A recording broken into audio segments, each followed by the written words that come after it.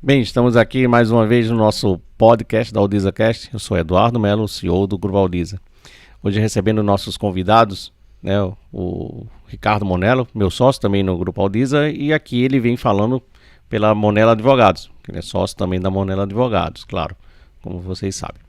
E o Helder Nascimento, da Helder Nascimento Advogados, que juntos estão fazendo uma aliança que chama-se 3S Law, né, que é uma associação de escritórios. Então a nossa ideia hoje é um bate-papo bem tranquilo. Nós estamos aqui mais à vontade, mas o tema é sério. Então a gente vai falar, o nosso tema da nossa conversa de hoje é governança e estruturação jurídica de organizações religiosas.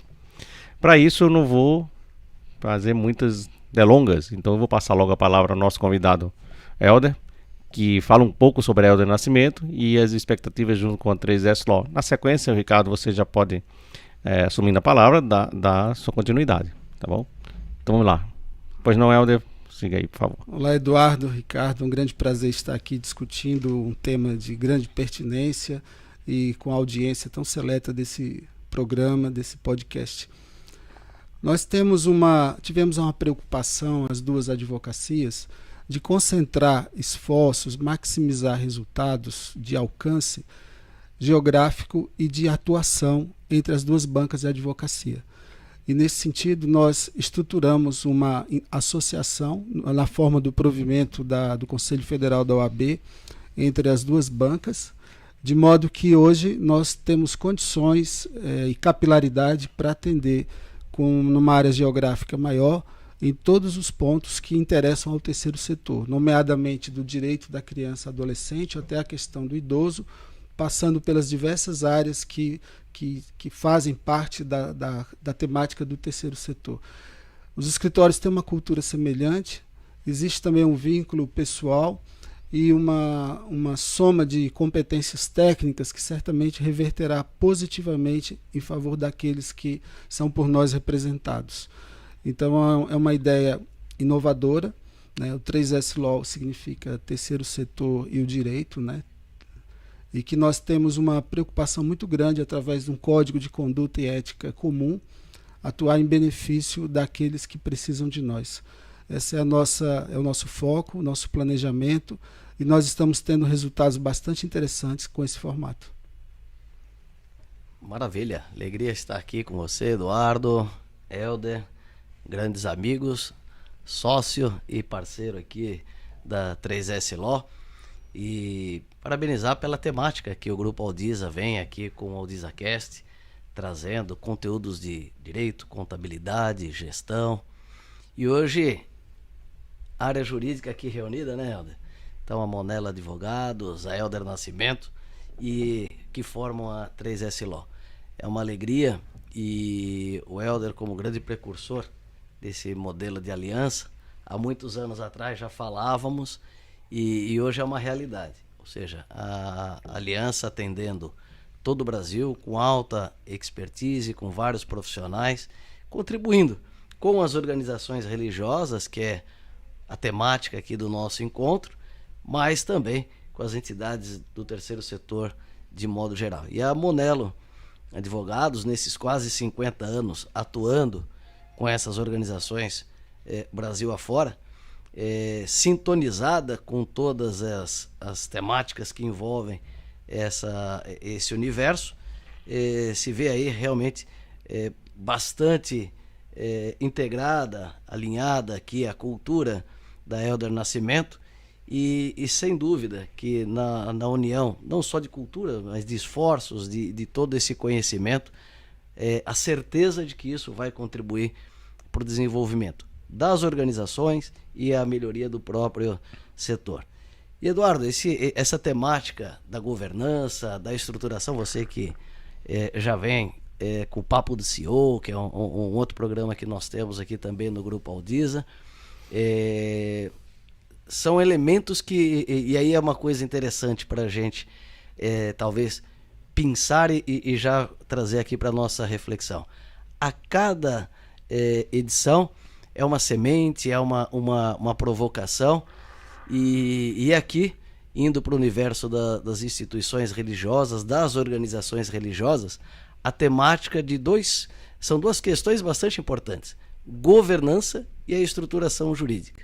Então, fazer uma atividade nas nossas organizações e repensar com base em tantas questões da sociedade, da dinâmica operacional das nossas instituições e também, né, Helder, do aspecto jurídico, político, legislativo que estamos atravessando e por um bom tempo ainda teremos muitas novidades no nosso regulatório, no legislativo. Essa temática, então, da estruturação jurídica, da reestruturação e também da governança. São temas que, mais do que a prática jurídica, é a vivência e o dia a dia das organizações. Bem, se os senhores me permitirem, eu vou primeiro fazer uma provocação aqui bem leve. A gente está falando aqui de governança e estruturação jurídica, mas vou falar de estruturação jurídica separadamente. Para o que especificamente estruturação jurídica, né? Parece um negócio assim, não, eu sei que não é um bicho de sete cabeças, mas de fato o que é estruturação jurídica? Qual é o comprometimento em ter uma estruturação jurídica? Que, claro, a estruturação desde que nasce você precisa da conotação, né, da jurídica. Então, mas ter uma boa estruturação jurídica ou não ter uma boa estruturação? O que seria uma boa, o que não seria uma boa, e de acordo com as áreas de atuação que o terceiro setor está envolvido. Vamos saber um pouco sobre isso aí. Eduardo, eu diria que fundamentalmente a legislação trata nas pessoas jurídicas com especificidades, né? E cada núcleo de pessoa jurídica é um ente sistêmico. Há uma correlação entre todos os elementos que estruturam administrativo, operacionalmente e dentro das finalidades, o que deve e a razão de ser daquela entidade, daquela organização. Particularmente em relação às mais representativas do terceiro setor, as fundações, as associações e as organizações religiosas, a legislação propicia uma estrutura e um tratamento próprios para cada uma, né? Onde tudo nasce da liberdade de associação para fins lícitos prevista na Constituição Federal. Nessa perspectiva, a integração de vários elementos significa fazer nascer, desenvolver-se e continuar suas atividades de uma maneira lícita. Não que vá se praticar dolosamente, intencionalmente, alguma atividade ilícita. Não é isso que nós estamos enfocando. Mas fazer em conformidade, fazer de acordo com a legislação, adotando boas práticas de gestão. Porque muitas vezes os problemas jurídicos de uma entidade, eles decorrem de decisões equivocadas que são tomadas sem a devida análise prévia do que pode ter de desdobramento jurídico. Isso pode trazer uma implicação de ordem econômico-financeira ou mesmo de imagem organizacional. Então, a estruturação, eu diria que ela é a espinha dorsal de qualquer pessoa jurídica, especialmente no terceiro setor, que tem que transcender a fase do idealismo e do amadorismo eventual para uma consciência de uma estruturação profissional organizada, o mais técnica possível, com boas práticas. Isso aí decorre de estudo, aprofundamento, sintonia com as atividades fins da organização e com uma boa performance do ponto de vista legal, um staff legal que possibilite que a entidade esteja sempre alinhada com seus propósitos, né?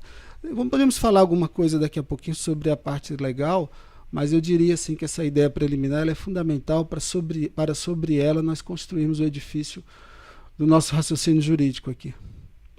Eu vou de maneira bem leiga, antes do Ricardo comentar, pegar o sonho do idealizador, ou idealizadora, ou pessoas que se juntaram para isso, e colocar no papel. Né? Só que colocar da maneira correta, de acordo com as necessidades e a legislação pertinente. Seria de uma maneira bem simplória, seria isso. Mas aí a gente escuta senhores falando e a gente vê que o simplório não é tão simplório, né?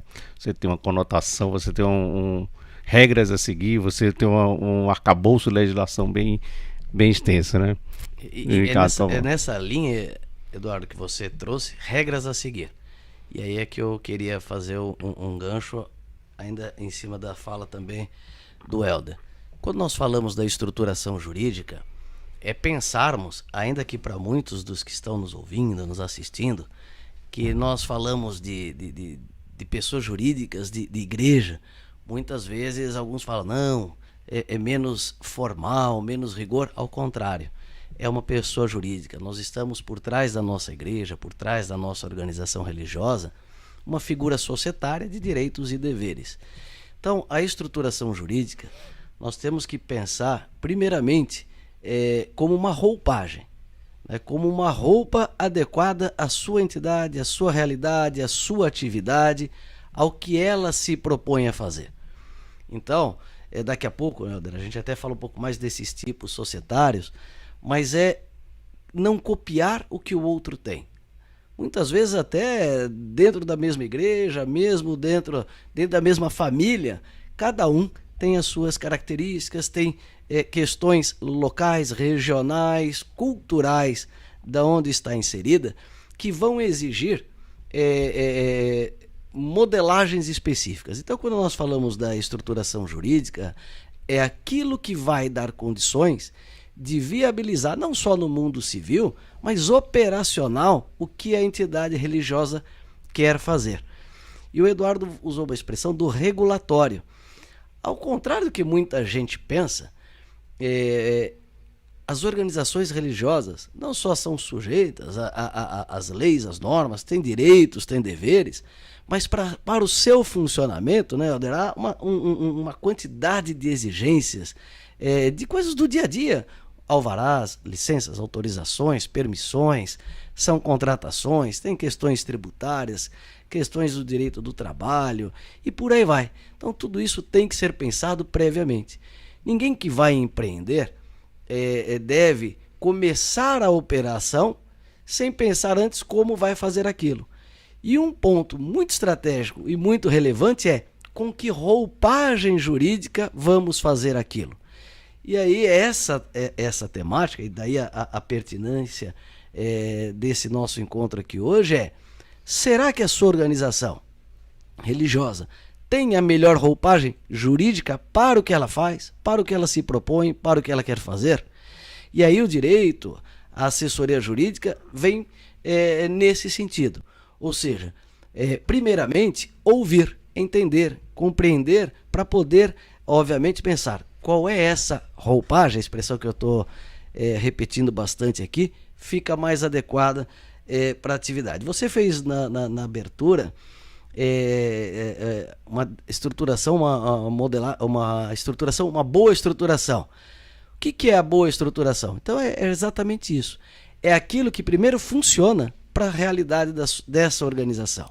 Então o que é bom para o Instituto A não necessariamente é bom para o Instituto B. O que é bom para a igreja A não é necessariamente bom para a igreja B. Agora, todas elas estão, como você disse, sujeitas a um regulatório bastante complexo, né? Então, mesmo uma entidade que seja puramente um templo, tem a sua organização religiosa, como muitos falam, uma pequena organização, ela tem direitos e também tem deveres, com a legislação e outros órgãos. Eu vou trazer um questionamento também aqui, que não adianta você pegar na internet um modelo, ou dito modelo, e aplicar na minha igreja. Você traz aí exemplo, então, às vezes até igrejas do mesmo credo, igrejas com parecidas, com atuações parecidas, mas muitas vezes a estruturação ela fica diferente, né? Mas em que ela ficaria diferente? Como é que a gente poderia identificar essa diferença e por que não simplesmente copiar, né? Eduardo, eu diria que a estruturação, assim como ela é uma roupagem, né, ela se dá a partir do estatuto da organização. Vez ou outra alguém nos demanda assim, eu queria um modelo de estatuto. Não existe modelo de estatuto. Não existe isso. Dificilmente uma roupa serve para duas pessoas. Então o estatuto ele é artesanal, ele é construído conforme os propósitos, e toda entidade tem um propósito. Precisamos ver a quantidade e a qualidade dos associados, precisamos entender como você vai caracterizar, por exemplo, uma organização religiosa, muitas vezes ela aparece na estrutura social como sendo uma associação com fins confessionais. Muitas igrejas, as nossas igrejas evangélicas, têm o formato associativo, em maioria, e colocam lá questões do tipo: são membros da associação todos os batizados. Isso é um problema para você classificar, por exemplo, o quórum numa assembleia. E quando surgem crises institucionais, o estatuto muitas vezes não dá todas as respostas necessárias. E isso gera um problema de caminhada da entidade rumo aos seus propósitos, porque ela é obrigada a gastar tempo e energia para consertar aquilo que ela mesma permitiu ao adaptar ou criar um estatuto sem uma devida profundidade finalística, né? Aquilo a que ela se destina. Então eu diria assim que o ponto de partida, e aqui a gente está na evolução do pensamento, seria um estatuto que represente verdadeiramente a estrutura essencial. E a organização religiosa, ela tem um benefício legal, porque ela pode se estruturar na forma que lhe for mais conveniente.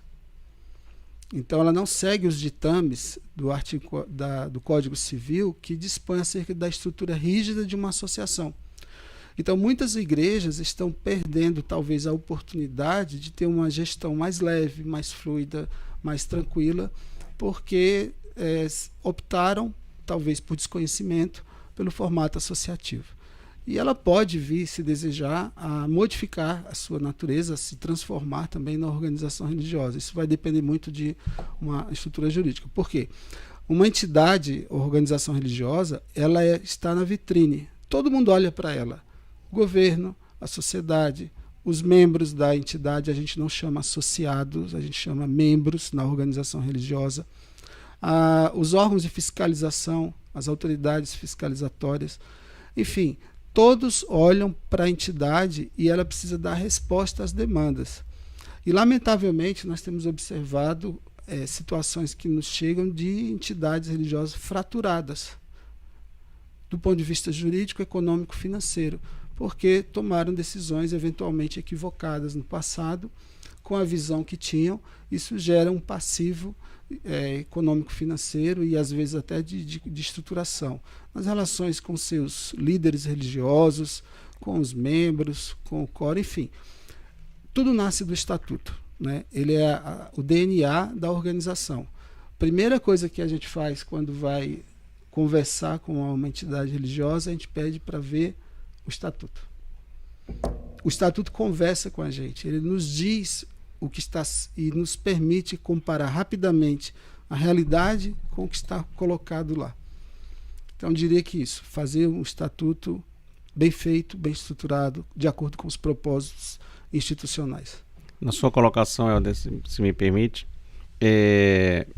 eu vi bem claro aí, a organização da igreja se caracteriza como associação, né? Mas a gente tem a organização religiosa em si, isso é legalmente estruturada, né? Já faz algum tempo, não existia realmente, antigamente não tinha, mas depois, salvo engano, foi com a reestruturação do Código Civil, os senhores podem me corrigir. Sim. Então, com isso, foi caracterizado realmente a organização religiosa e, como você falou, de uma forma mais leve, né? Mas eu vou insistir aqui para ficar bem claro qual é a diferença entre a associação e a organização religiosa e se a associação não deveria virar uma organização religiosa em muitas das vezes, porque isso aí atenderia, né, a leveza da gestão, a leveza e comprometimento da própria estrutura da instituição. Eduardo, e na linha também que o Helder colocou, e ótima provocação que você faz, o estatuto é o ponto de partida e é o que vai dar limites, vai dar as possibilidades, as condições, né, Helder, da entidade executar aquilo que ela sabe fazer, aquilo que ela se propõe a fazer, a segurança jurídica para o dirigente, para o administrador fazer.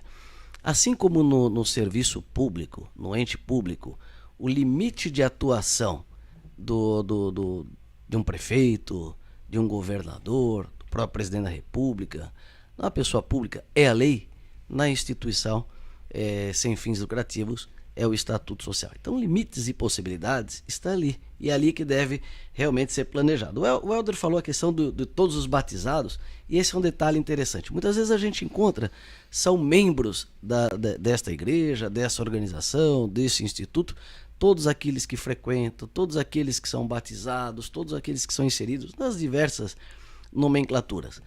E nós temos que realmente dar uma relevância para essa questão que o Helder colocou, porque você tem todo um efeito civil, um efeito de quórum, de deliberação, de aprovação, entre outras rotinas do dia a dia das organizações. Então, nem tudo aquilo que às vezes pode parecer, desculpe a expressão, bonito ou adequado, funciona na prática e também tem os seus reflexos jurídicos, né? Então, por quê? Porque se eu coloco que todos são membros, eu estou tirando aquela manifestação de vontade, aquela adesão, aquele controle que a gente fala de secretaria e por aí vai. Então, detalhes como esse que o Helder bem trouxe aqui, que é das pessoas, é fundamental porque tem o reflexo jurídico. Quanto ao tipo societário, e isso também é muito interessante. Se nós pegarmos as pesquisas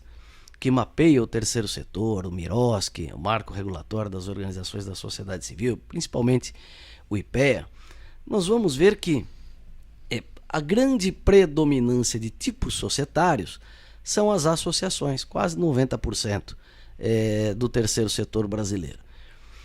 Mas nós também temos que fazer granular um pouco mais esse negócio e vamos perceber que eles colocam fundações, associações, organizações religiosas.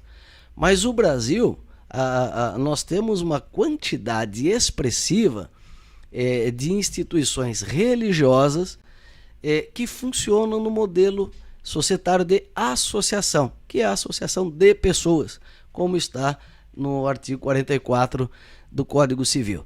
Mas quando a gente olha para aquilo que elas estão vestindo de roupa, para aquilo que elas querem ser, ou que elas praticam, a gente já começa a perceber que o discurso, a prática, ou o que está escrito, formalizado com o que ocorre na realidade, tem congruências.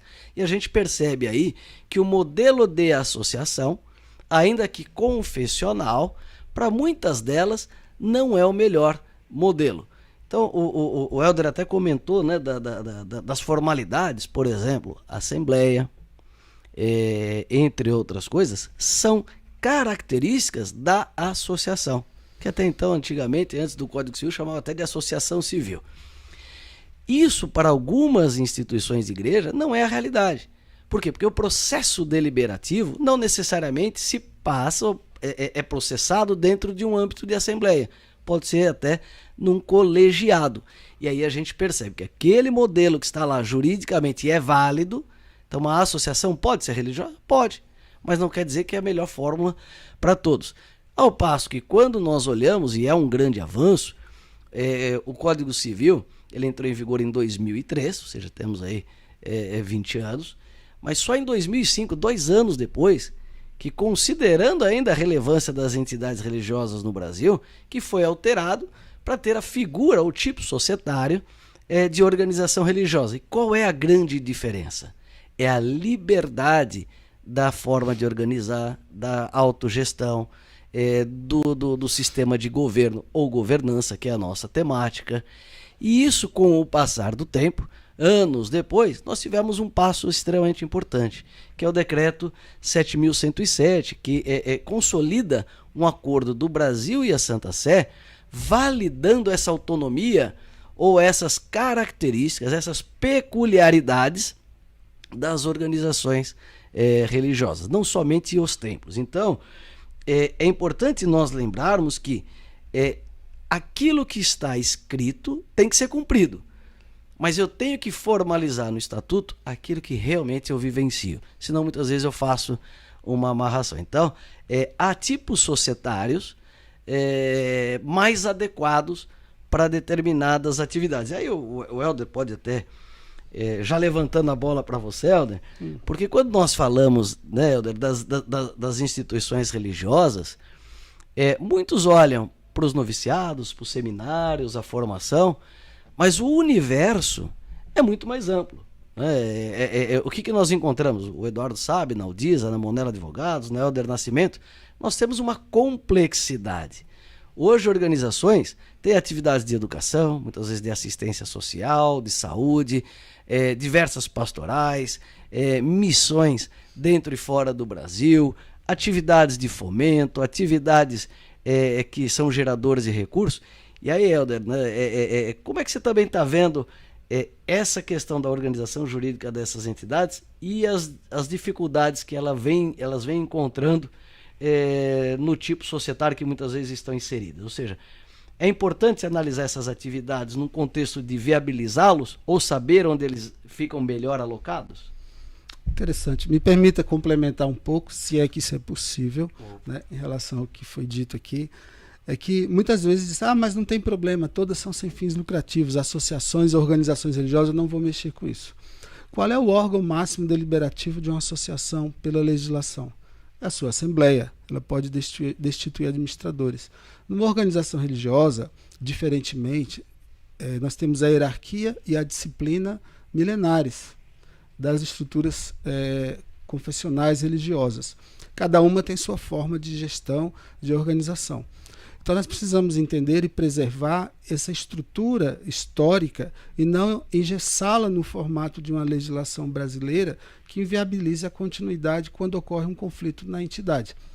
Então a estrutura rígida das associações não se aplica às organizações religiosas, bem dito até aqui.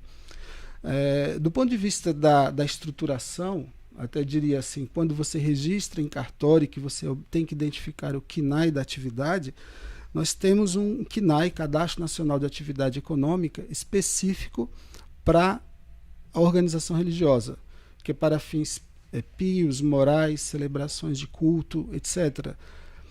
E, estranhamente, essas entidades precisam subsistir e elas têm viabilizado, do ponto de vista fiscal, o enquadramento numa atividade secundária que lhe propicie rendimentos. Isso aí é um problema jurídico que está, segundo já conversamos, sendo analisado ainda pela Receita, mas inviabiliza. Então, muitas acabam vindo para o formato associativo para poder desenvolver outras atividades. Então, quando se trata de uma igreja que vive basicamente da contribuição, das ofertas dos seus fiéis, você casa muito bem a organização religiosa por enquanto.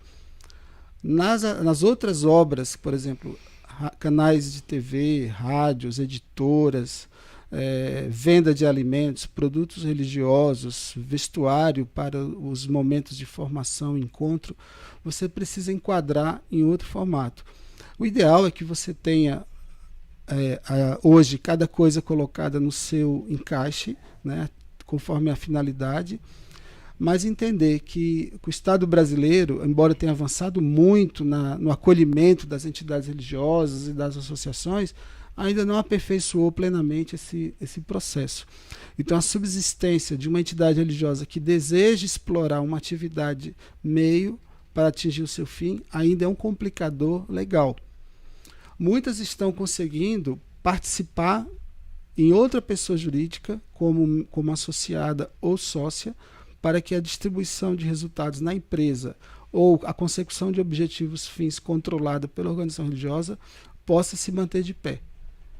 Em outras palavras, sócio de uma empresa que explora uma atividade econômica que gere resultados para a organização religiosa é um caminho que, embora a Receita tenha uma solução de consulta, né, os COSITs, mais de um. Isso que eu ia até jogar dar uma incendiada aqui, né, falar um pouquinho. A Receita Federal sempre...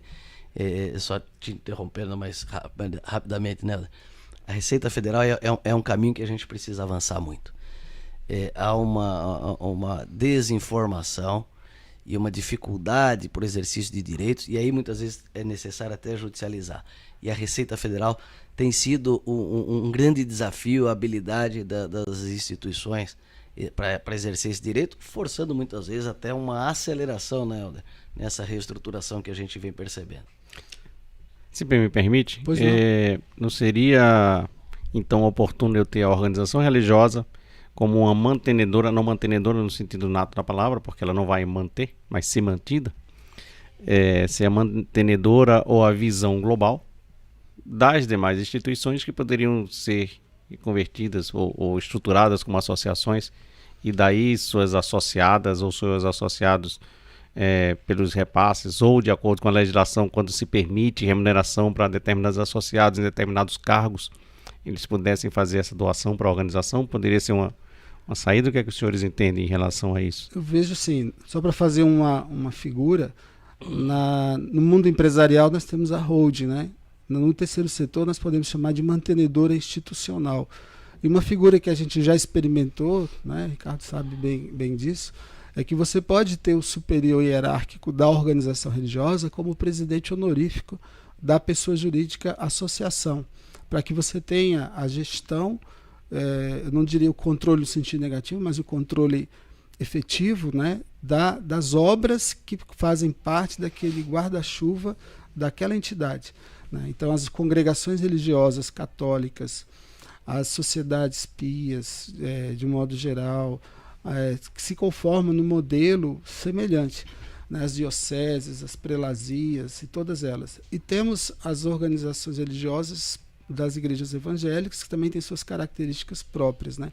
Então, esse controle organizacional com mais de uma pessoa jurídica, ele é possível, dependendo, inclusive, da capacitação constante dos gestores, no sentido de bem conduzir as atividades para suas finalidades. Então, criar, inclusive, uma estrutura interna de governança, com até mesmo um código de ética interno, né? Isso favorece muito e contribui muito para você ter decisões acertadas, coerentes, de acordo com a legislação e cumprimento das atividades fins. Queria acrescentar um ponto, né, que nós temos várias normas regendo o terceiro setor. O marco regulatório das organizações da sociedade civil, ele pretendeu ser a norma do terceiro setor, mas ela ainda não consegue ser a única que feche, né, toda a regulamentação necessária para esse segmento. Mas ele traz lá a necessidade e o comando e a diretriz para que cada entidade se organize no sentido administrativo. E para se organizar no sentido administrativo, com seus órgãos internos bem definidos, etc., ela precisa ter uma conformação jurídica adequada. E, eventualmente, a cada mudança na legislação, fazer os ajustes que se impõem para que ela esteja sempre em sintonia com o ordenamento jurídico. Então, nós conhecemos entidades que são minimamente organizadas e outras que já têm um nível de governança, de gestão bastante avançado. As que conseguem se manter de pé, inclusive oferir mais benefícios, inclusive em parcerias eventuais, são aquelas bem estruturadas, bem organizadas, com um nível de governança maduro.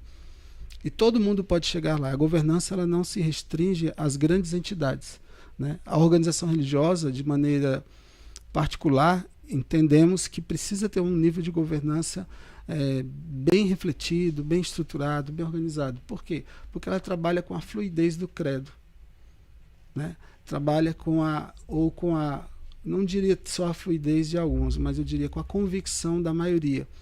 Então isso implica às vezes interpretações doutrinárias que repercutem numa entidade que não está juridicamente, estatutariamente bem organizada. Então a governança ela ajuda muito a você caminhar por esses trechos e encontrar soluções prováveis. A gente não pode descer aqui a particularidades, a detalhes de casos sob nossos cuidados, mas de uma maneira geral a gente diria o seguinte: fazer o que deve ser feito em conformidade à legislação. Esse é o primeiro passo para você caminhar para uma governança. E não é só isso, a gente inclui também, além das questões tributárias, administrativas, trabalhistas, voluntariado. Como o voluntariado é importante na organização religiosa e como muitas vezes ele vira uma dor de cabeça trabalhista por falta de uma adequada regulamentação. Temos hoje também a própria Lei Geral de Proteção de Dados, que cabe até uma digressão específica sobre isso, mas eu só queria colocar isso na mesa, Ricardo pode comentar também, mas que integra também a governança da entidade, uma governança ligada à proteção de dados da entidade religiosa, porque ela tem acesso a muitas informações, muitos dados, e a gente precisa ter cuidado com isso, porque ninguém está excluído dessa responsabilidade. Eduardo, Se é que é possível, né, até complementar aqui, o Helder trouxe várias questões. E já abordou o tema governança, que já vai integrando é aí. Interessante, alguns dias atrás eu estava num evento em Santa Catarina, onde a questão era compliance e a captação de recursos. Não, compliance na captação. O meu maior trabalho foi mostrar para as pessoas que o compliance não é só na captação, é na entidade como um todo. A entidade, organização religiosa, instituição religiosa, associação, fundação, o que quer que seja, é um ser vivo, composto de pessoas. Então são essas pessoas. Então é fundamental que quando nós falamos de normas e regulamentos, não somente uma parte da organização se sinta alcançada. E que haja essa coesão para que todas as áreas sejam previstas no estatuto e todo mundo se sinta parte. Então, quando nós falamos da governança, a governança numa tônica mais rasa, até jurídica, parece só essa questão dos cargos, mas é muito mais do que isso. Sim. Muito mais do que isso. Existe um lado de cultura, de governo, de condução da entidade, cultura e processos, procedimentos para proteger os ativos, as pessoas, dar sustentabilidade, perenidade, mas tudo isso precisa ser colocado de uma forma objetiva dentro do estatuto. Então, ter ou não ter uma assembleia, ter ou não ter um conselho, ter ou não ter comitês, são questões que cada organização vai amadurecer à medida que ela cria o seu governo, a sua forma de andar. A governança não pode ser um elemento para travar, mas para dar viabilidade. Agora, viabilidade com segurança. Eu posso afirmar para vocês que boa parte das instituições, por estarem no manto da religião, muitas vezes ou se sentem não tocadas por algumas obrigações, ou se sentem muito confortáveis e acabam cometendo pequenos erros no dia a dia que pode virar sérios problemas, inclusive para quem dirige essa igreja, essa instituição religiosa. Então, quando a gente olha numa governança em sentido amplo e todo mundo fazendo parte, são todos os irmãos, todos os membros, todos os associados ajudando a cuidar daquela personalidade. E aí a gente percebe que é tão importante quanto essa finalidade, essa atividade fim, outros aspectos a gente pode pensar na estruturação, na gestão, no governo dentro da instituição. Por exemplo, as suas fontes de financiamento. O que sustenta uma organização religiosa? São as contribuições de fiéis? O Helder falou um ponto importante. A instituição religiosa pode fazer parcerias pelo MIROS, que é a Lei 13.019? Pode. Não para financiar o culto, não para financiar a religião, não para financiar o credo, mas sim aquilo que muitas vezes acontece dentro das entidades, que é atividade de educação, atividade assistencial, que também, como foi trazido aqui, encontramos barreiras, muitas vezes, para registrar o estatuto até no cartório. Valeria até uma outra conversa só para falar desses problemas burocráticos, né, de se conseguir o registro, ou até uma alteração, uma verbação, no tocante ao registro de uma instituição. Então, as atividades no dia a dia têm que ser pensadas e trazidas para o estatuto, executadas com base no estatuto e na lei, contabilizadas, inclusive, né? Eduardo aqui também, como contador, pode falar disso, mas pensar mais amplo. Por exemplo, eu falei das fontes de financiamento, atividade meio, doações, captação, fundos patrimoniais, é uma dinâmica, né, Helder, que hoje em dia nós temos uma legislação nova que poderíamos dizer, ela fomentou, mas não deu tantas condições, dado aos vetos que teve, de estimular a questão dos fundos, e muitas organizações religiosas já se veem nessa condição que vocês dois trouxeram aqui de mantenedor institucional, de holding, independente da nomenclatura, de achar caminhos para essa sustentabilidade. Então, algumas já se veem na oportunidade de pensar patrimônio, renda, remuneração, para dar viabilidade a tudo isso. E quando nós falamos do cartório, dessa questão, que o Helder também no trecho anterior falou de associação religiosa, de organização religiosa, a gente tem, né, Helder, você pode até comentar um pouco, um outro desafio que o Acordo Brasil-Santa Sé, muito embora voltado para as relações, vamos dizer, com a Igreja Católica, não é exclusivo para as organizações da Igreja Católica. Para as demais, no tocante a alguns conceitos que lá estão e são, sim, aproveitados pelas demais denominações.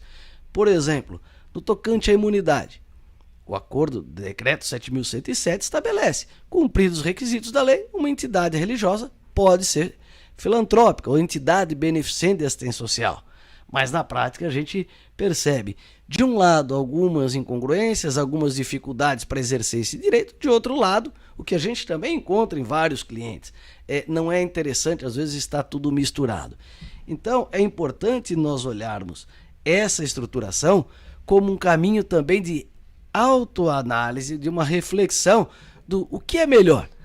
O momento que nós estamos hoje, Eduardo, eu posso afirmar com tranquilidade, há um cenário legislativo, normativo em cima da mesa que faz com que a maioria das organizações religiosas tenha que falar, eu estou, como na expressão que eu usei no começo, com a roupa adequada para aquilo que eu me proponho a fazer ou estou realizando.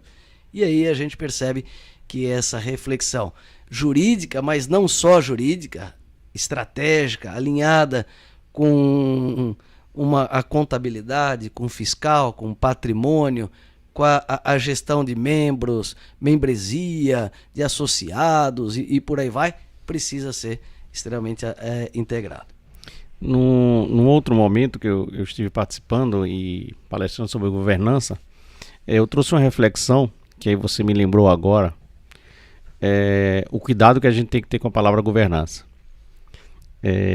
A gente hoje fala burocracia, né? A burocracia a gente fala mais no sentido pejorativo hoje, quando a gente pensa em burocracia.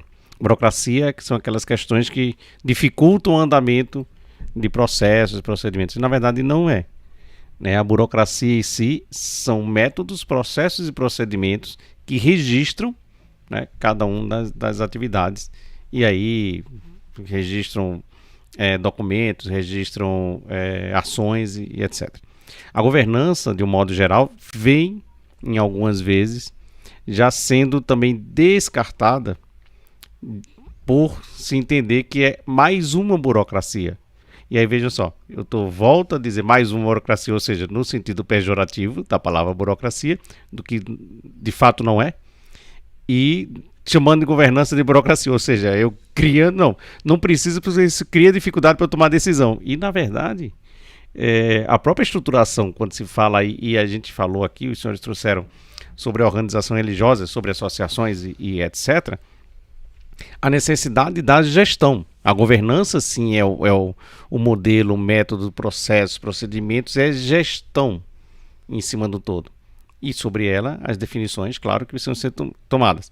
Então, é gestão de quê? É gestão de patrimônio, é gestão de bens, é gestão financeira, é gestão do membro, é gestão do associado, e aí cada um desses itens podem se encaixar. Então, eu vou só tomar a liberdade de ler o parágrafo 1º do artigo 44 do Código Civil. O artigo 44, ele estabelece quais são as pessoas jurídicas de direito privado. Mas vamos pensar aqui aquelas do terceiro setor, como normalmente falamos. Então, as associações, as fundações e as organizações religiosas. E aqui está a grande oportunidade para as instituições de igreja. O parágrafo 1º assim estabelece: são livres a criação, a organização, a estruturação interna. Então, ou seja, qual é o modelo de condução, governança, como é que eu vou tocar o negócio? E o funcionamento das organizações religiosas, sendo vedado ao poder público negar-lhes o reconhecimento, o registro dos atos constitutivos e necessários ao seu funcionamento. Então nós temos duas coisas ali, né?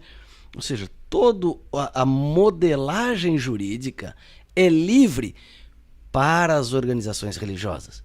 diferente das associações. Isso é importantíssimo. Isso é muito importante. Isso é muito importante. O Helder usou um ponto atrás e é bastante relevante. Hierarquia e disciplina.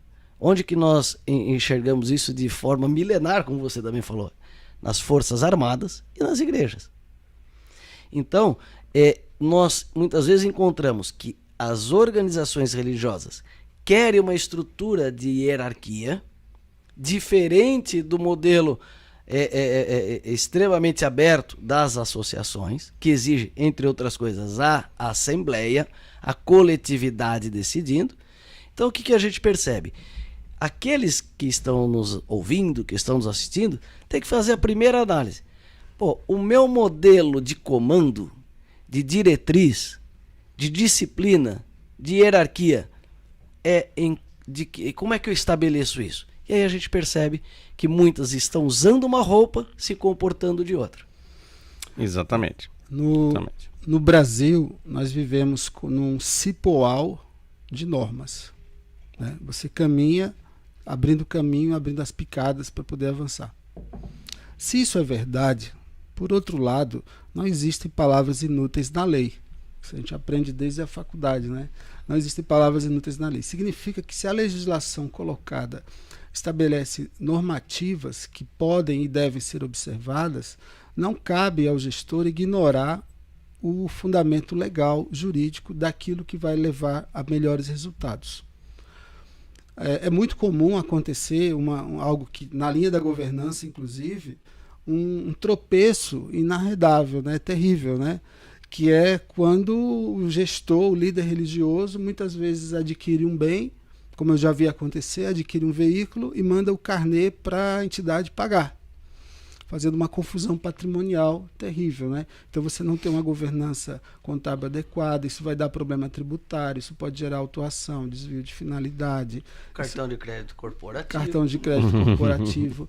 E depois a entidade, ao invés de aplicar os recursos que ela tem para fazer o bem às pessoas, ela está obrigada a provisionar valores para pagar autuações ou passivos de natureza tributária, eventualmente trabalhista, de ordem civil, etc. Então, falta de observância de cuidados mínimos, né? Não é só pregar a palavra, é preciso fazer isso, mas seguindo a estrutura que o ordenamento jurídico brasileiro delimita. Qual seria a consequência de a gente não ter um ordenamento jurídico preciso, diria? Nós teríamos uma problemática muito grande na sociedade e desvirtuamento de finalidades. Se com todo esse regramento nós vemos condutas desviantes, eventualmente, não é? Nós precisamos entender assim, que cumprir normas de acordo com a legislação, com boas práticas de governança, vai favorecer o crescimento da entidade, o desenvolvimento da organização religiosa, a consecução dos seus objetivos, a satisfação dos seus membros, a expansão das obras. Tudo isso decorre de boas práticas. Diria assim, as boas práticas são fundamentais. Então, se eu não tenho todo o conhecimento e toda a informação sobre todas as áreas nas quais eu tenho que estar inserido, eu devo buscar apoio de pessoas que na comunidade, que na igreja, que na sociedade existam e que podem contribuir para o alcance dos resultados pretendidos. Isso é fundamental, que a gente tenha um planejamento. Né? Um planejamento mínimo. Se quiser chamar de estratégico, chame de estratégico, mas a gente tem que ter planejamento, indicadores, prazos, metas, buscar resultados comuns. Então, quando a gente disse no início que as organizações religiosas e as demais pessoas jurídicas são um corpo sistêmico, é porque tudo está correlacionado. Assim como o corpo precisa estar com todos os seus órgãos em pleno funcionamento para que se possa identificar alguém como saudável, a entidade também tem que estar atenta a isso. Muitas vezes a demora na tramitação dos atos jurídicos faz pensar que está tudo em paz. E não raro ocorre de virem situações a aparecer que, uma surpresa, agora eu fui, na gestão anterior foi feito isso e agora eu fui surpreendido, não é meu problema, é do outro líder religioso. Não, o problema é da entidade, da organização. Então a gente percebe ainda que há tropeços e por isso que a gente está trazendo a importância desse tema, para chamar a atenção da necessidade de estar em conformidade, de adotar boas práticas, bons princípios de gestão, de comunicação, de formalidades internas, de cumprimento do estatuto, de cumprimento da legislação. Isso é um amadurecimento com o tempo. Ninguém faz uma reunião de 2 horas e sai expert em governança. É a prática, é a vivência, é a singularidade da organização que vai favorecer esse pleno amadurecimento. Muito, muito bom. Muito bom, acho que esse nosso debate que a gente está avançando. Então a gente já permeou aí em estruturação, em governança e estamos evoluindo. Eu queria só fazer uma provocação. Talvez fugindo um pouquinho do tema, mas vai se encaixar. E como é que fica o SEBAS nessa questão da organização religiosa? Cabe SEBAS? Né? Porque muitas vezes a gente vê, a gente que trabalha no terceiro setor há muitos anos, a gente vê instituições com SEBAS, sem SEBAS, etc. A gente faz avaliação se vale a pena ter, se não vale, e o tema é profundo. Mas especificamente na organização religiosa, cabe SEBAS? Esse tema, Eduardo, é bastante interessante. No começo dos anos 94, 95, o então Conselho Nacional de Serviço Social, que depois também, já alterando o nome, ficou CNAS, emitiu uma resolução que todas as atividades religiosas deveriam ser desmembradas das instituições, ou seja, fazer uma cisão, tirando tudo que era religioso de uma entidade de assistência social. Aquilo, além do aspecto jurídico, inconstitucional, uma aberração, né, e o que a gente vê muitas vezes por todos os cantos até hoje, na hora que a entidade vai exercer o seu direito, veio como uma afronta, inclusive. Porque a ação social filantrópica no Brasil está extremamente alinhada e ligada à presença dos religiosos.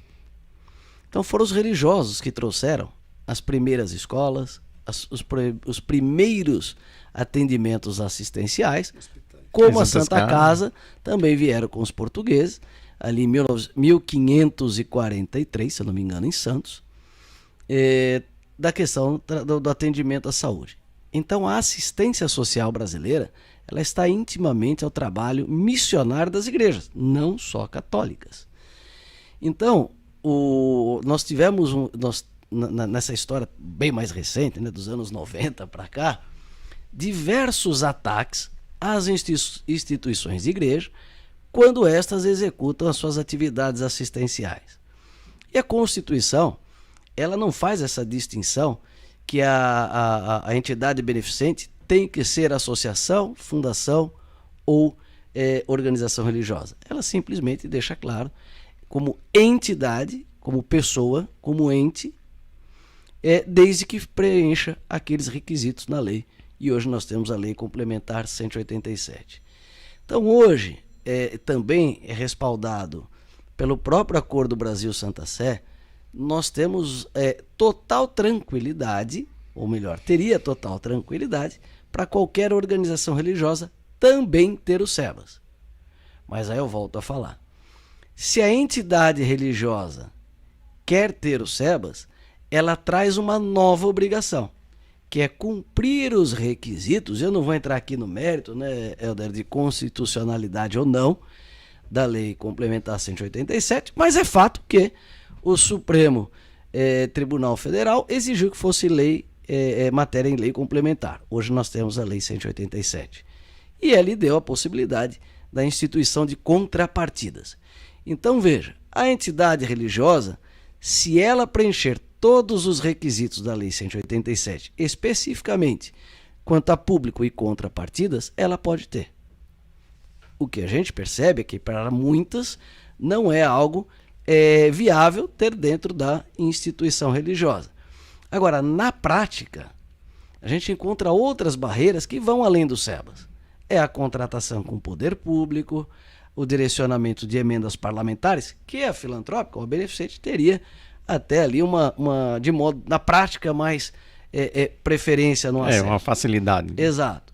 Então, hoje é um direito que está colocado em lei, em decreto, a Constituição até fomenta, mas que na prática é um direito com algumas dificuldades para ser exercido. Muito embora nós tenhamos organizações religiosas ou associações religiosas com SEBAs e que vão tocando. E a gente pode ver, por exemplo, muitas dioceses, muitas mitra-arquidiocesanas, entre outras, que têm ali a sua atividade religiosa combinada com a atividade beneficente. Mas aí é uma análise individual de cada uma delas. Eu queria tentar contribuir com o tema, ferindo o seguinte aspecto, né? Muitas dioceses também se estruturam como associações confessionais ainda. Sim. E aí elas passam facilmente o registro cartorário, vamos dizer assim, os ajustes. Recentemente, uma entidade católica, uma congregação católica, de um certo lugar do país, desejou estruturar a organização religiosa como uma entidade beneficente. Então você transformaria a associação numa organização religiosa e CNPJ mantido, evidentemente, ela teria a certificação natural, apenas mudando a sua natureza. Qual é o problema encontrado prático, que nós já citamos aqui? Na Receita Federal, não se admite a atividade secundária educação para a entidade beneficente dentro da organização religiosa. Então, poder-se tentar uma medida judicial para forçar a Receita Federal ou a criar um CNAE específico ou a ser suprido o ato jurídico para que a entidade pudesse fazer. Então, em tese, a lei não proíbe, não cria nenhuma restrição a que você tenha uma organização religiosa com SEBAs. Mas, na prática, é inviabilizado. Segundo, nas congregações religiosas, não raro, devido à sua tradição mais de século no Brasil, muitas delas, né, que você segregue a atividade religiosa da atividade educacional, por razões diversas, que somente o estudo do caso concreto vai recomendar. Não é dizer assim, não é, digamos, novamente, não é uma receita de bolo, não é um modelo, não é uma cópia. Serviu para a instituição A, então nós vamos fazer assim. Já vi instituições filantrópicas, beneficentes, que fazem uma confusão como prática religiosa, mas você lê o estatuto e não há uma vírgula, uma letra, nada que faça uma menção ao aspecto confessional. Terrível, mas já encontramos isso pela frente, instituições respeitadíssimas no país. Então é preciso sempre você adaptar ao caso concreto, ter o comitê interno de compliance, de governança, de gestão e analisar esses aspectos continuamente. Ninguém está plenamente certificado para dizer eu estou em conformidade absoluta. É preciso ter um processo de integração. É isso, Eduardo. Que bom, que bom. Excelente. Eu vou até... Eduardo, eu sei que você já está acho que caminhando para um encerramento. Eu tenho ainda um questionamento aqui, mas uma última provocação, senhores. O Helder falou ali do comitê de compliance, tudo. Lembrando isso, quando a gente fala de governança, e além de advogado, todo mundo sabe, eu também sou contador, auditor. Algo que é um pilar da governança é a transparência, assim como a prestação de contas. Então, essa preocupação que o Helder trouxe, ela é extremamente relevante. E um dos principais pontos para que a entidade religiosa tenha segurança vai estar calcado em dois elementos: controle interno e boa contabilidade. Então, é muito importante nós frisarmos que aquela estruturação jurídica ela é fundamental e isso tem que ser seguido, acompanhado pelo advogado da instituição, como pela diretoria. Mas tão importante quanto uma boa estruturação jurídica é a estruturação de controles e também a estruturação de contabilidade. Muitas das nossas instituições, e você sabe disso, audita várias igrejas, acompanha várias instituições, é justamente no sentido da proteção desse ativo, proteção do nome, da marca, das pessoas, ter a melhor informação. Ou seja, já perceberam que gerar boas informações de qualidade, primeiramente para os próprios associados, para os próprios membros, para os próprios integrantes da instituição é fundamental. Então, dentro da governança, nós não podemos nos descuidar por ser organização religiosa, da questão controle interno e contabilidade e sempre que possível também da auditoria. Bem, eu entendo a minha pergunta que eu ia provocar, você já respondeu, parece que estava lendo meu pensamento. Te Mas conheço, né? Tantos anos de amizade e sociedade. Mas o Helder falou uma questão que eu tenho falado muito nas palestras já há bastante tempo, que a base de tudo está no Estatuto Social, a base da estruturação está no Estatuto Social, está no sonho colocado no papel, né? No Estatuto Social, o carisma que vem para o papel, a base contábil está no Estatuto Social, a visão de governança vem do Estatuto Social, né? E a visão do direcionamento da instituição vem do Estatuto Social. Ou seja, para que possamos ter uma bela estruturação jurídica e governança, nós precisamos de um Estatuto Social atualizadíssimo, que traga realmente, consiga transferir de maneira bem transparente o que de fato é aquela instituição, a organização, seja a organização religiosa ou qualquer uma das instituições sem fins lucrativos. Então, só uma provocação rapidinha. Qual a principal diferença do Estatuto Social de uma associação e o Estatuto Social de uma organização religiosa? Já que nós ficamos sempre entre os dois. O principal, não precisa trazer todas, que são muitas aí, quanto mais aprofundados os senhores na área do direito desse setor, eu sei que vão, essa, aquela e tantas outras. Mas qual a principal no ponto de vista dos senhores? Uma para cada um. Eu acho que é essa e eu acho que é aquela. Brevemente, né? Primeiro, o estatuto ele tem que ser conhecido pela gestão. Nós temos muitos casos de que o estatuto ele não é conhecido pelos administradores da entidade. Então isso é um problema terrível, porque se ele não é conhecido, ele não é seguido. Se ele não é seguido, ela está em não conformidade já na largada, né? Segundo, talvez a grande distinção que eu possa fazer, e há muitas outras, seja exatamente nessa dicotomia que a legislação traz entre a rigidez do estatuto de uma associação, que tem que seguir toda uma estrutura prevista no Código Civil, senão ele não é reprovado no registro em cartório, e o do outro, a liberdade de organização e funcionamento que a organização religiosa dispõe na legislação. É evidente que ela vai ter que identificar, como organização religiosa, com liberdade de estrutura e funcionamento, ela vai ter que identificar quem são seus administradores, vai ter que identificar quem tem responsabilidade de contratar, dispensar, etc., porque ela se relaciona com bancos, com órgãos públicos, com as autoridades fiscais, etc.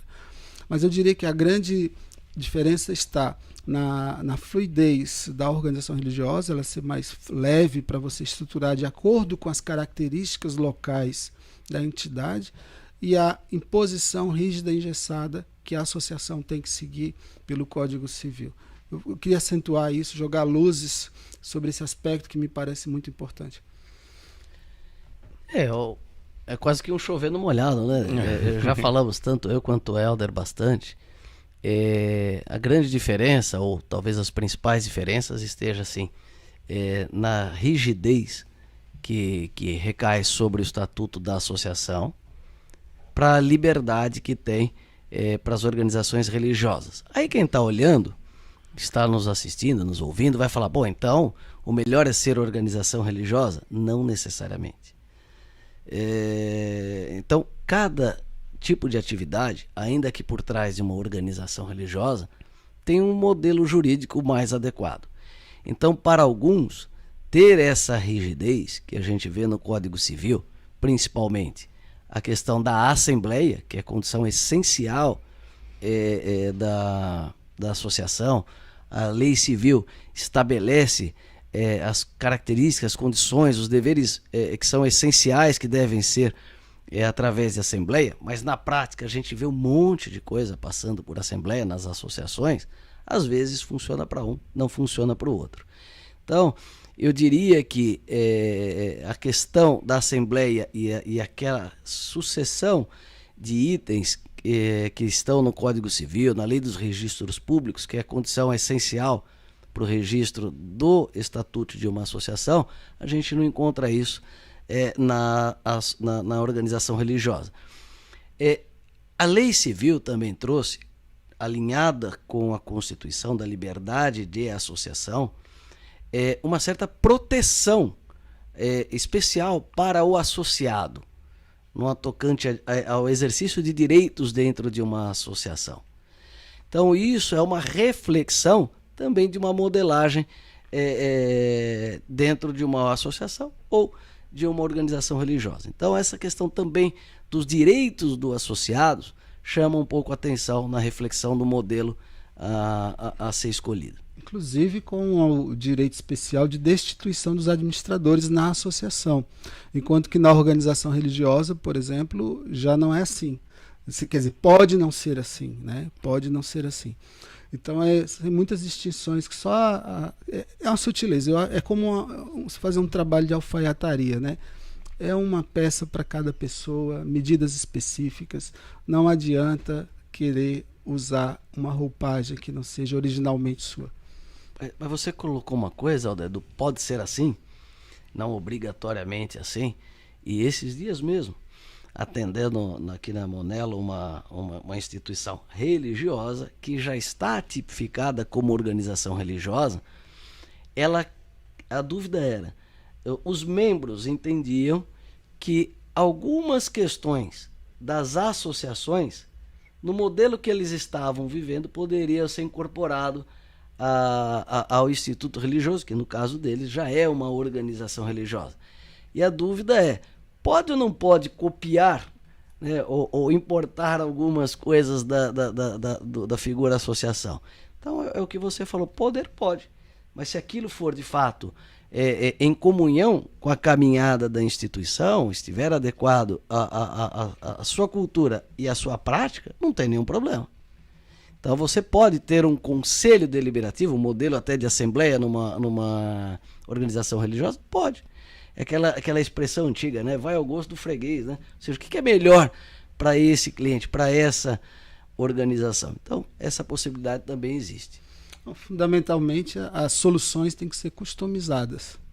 Cada caso é um caso, sobre cada situação você faz uma análise jurídica específica e de maneira salutar, integrada também com outros profissionais que integram a gestão, como, por exemplo, contabilidade. Você precisa ouvir algumas coisas e questionar a contabilidade para você trazer esclarecimentos que eventualmente repercutam no estatuto, a gestão administrativa, operacional, até mesmo a comunicação, porque a comunicação ela também produz efeitos jurídicos, né?